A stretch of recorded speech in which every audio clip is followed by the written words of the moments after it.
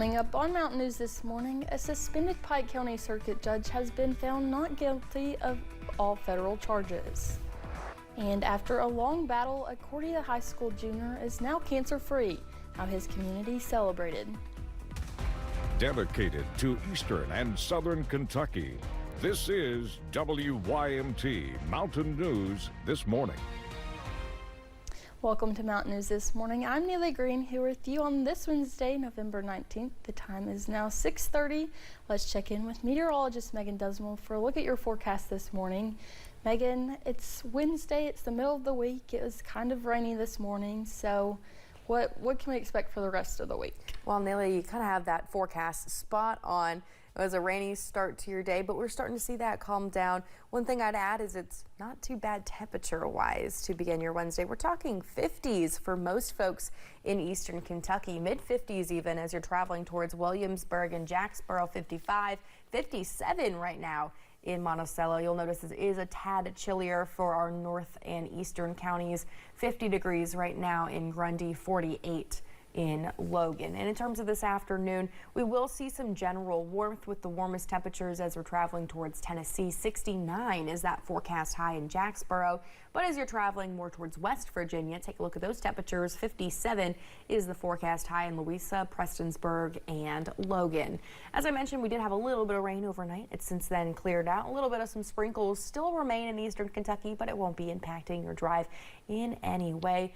The one thing that will be impacting your drive, though, is the fog that we're seeing this morning. So keep that in mind. Cloudy skies will take over with some slight chances for some sprinkles throughout your day. Neely. Megan, thank you. A volunteer firefighter is dead following a crash Monday night. It happened around 9:30 on Kentucky 192 near London. Deputies say 46-year-old David Epperson was driving when his car went off the road and hit a tree. The cause of the crash is still under investigation. Epperson was a member of the Awam Fire Department and Rescue Squad in Perry County.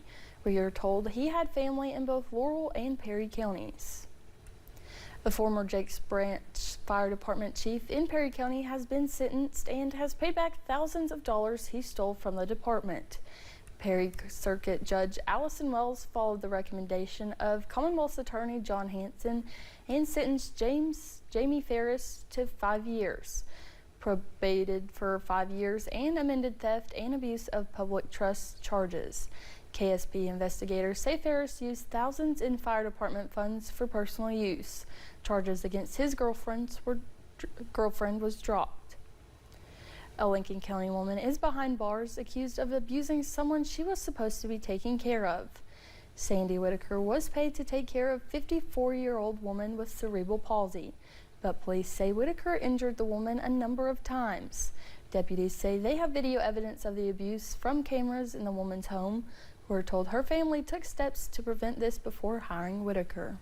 In this instance, the family thought they were doing the right thing. They did a background check. She's actually hired and works through a waiver, I understand. This is probably one of the worst abuse cases that I've seen in 20-some years. Whitaker is being held in the Casey County Jail. She's supposed to be back in court on Monday. A suspended Pike County Circuit judge has been found non-guilty of all federal charges. A jury acquitted Howard Keith Hall yesterday in Frankfort on counts of theft of government funds and mail fraud. The trial started last week. The case stemmed from Hall's time as Pike County attorney when prosecutors claimed an assistant county attorney was paid despite little to no work. It's unclear when Hall could return to the bench. London Mayor Randall Weddle is facing more legal trouble. 2 new lawsuits accuse the mayor of doxing a former school administrator who is pardoned of child porn conviction and wrongfully firing a police officer. Charles Doug Phelps claims Weddle and city officials sent anonymous mailers with his personal information pretending to be from saveachild.org. Phelps pleaded guilty to child porn charges in 2013 but was later pardoned by former Governor Matt Bevin. He was working for Laurel County Schools at the time. The other lawsuit is from former police sergeant Jacob Borman. He claims he was fired after expressing concerns over the former police chief and signing a letter of no confidence. Weddle's office has not responded to the Herald Leader for comment. Yesterday marked 2 weeks since the deadly UPS plane crash, we got an update on the ongoing cleanup efforts from the Louisville leaders.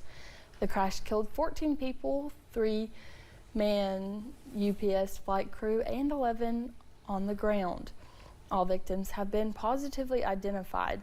The plane crashed into 2 businesses and left debris filled of half a mile before it caught fire and burned for hours. To honor those who died and those hurt, there will be a free concert put on by the Louisville Orchestra.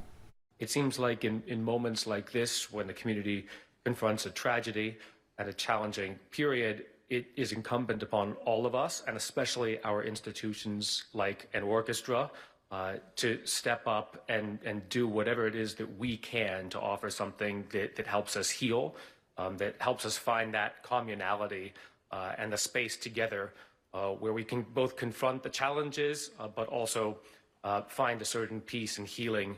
And of course, music is the language that does that best. That concert is Thursday at Whitney Hall, and it's free, and parking will also be free. The mayor says in the past 2 weeks, more than $500,000 has been raised to help the family of those who are lost in this tragedy.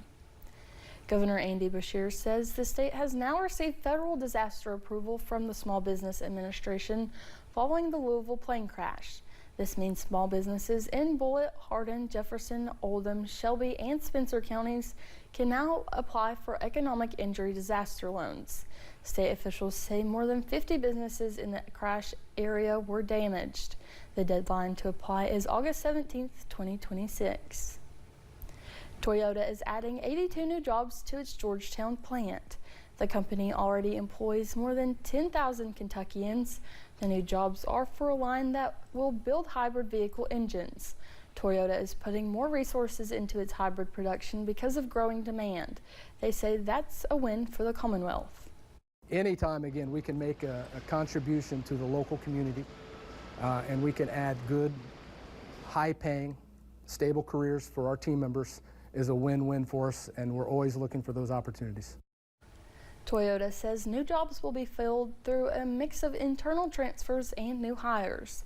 They're hoping many applicants will come from Central Kentucky. The hybrid engine plant is expected to launch in 2027.